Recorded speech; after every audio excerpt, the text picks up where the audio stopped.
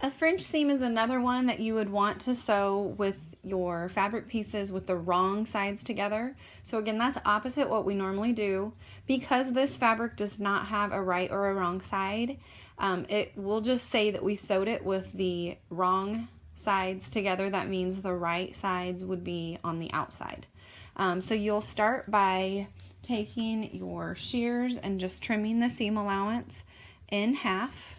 Had we not done all these 5/8 seam samples to start with, you could have just started by sewing a 1/4 of an inch seam.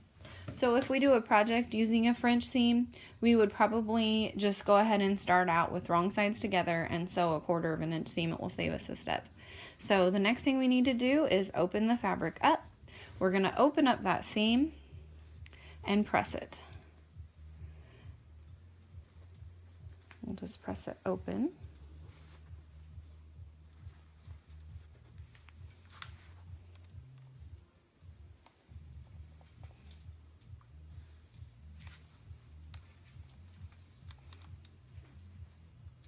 I'm just trying to get my hand out of the way here.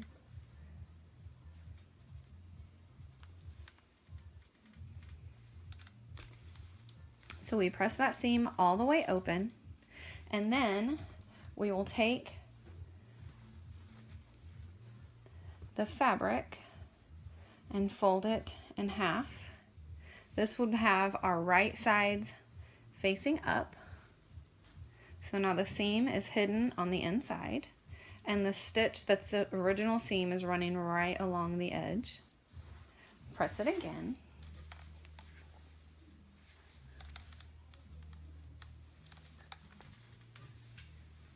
So I'm pressing it again. It's going to lay nice and flat.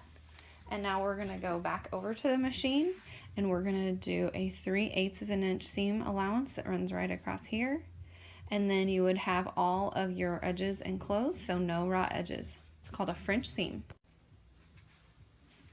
So to finish this French seam, I'm going to reduce my stitch length down to a 2. And it's a straight stitch, so I've got it on stitch 1, stitch length of 2. I'm just going to start out. I want it 3/8 of an inch, so that is just inside the edge of the presser foot.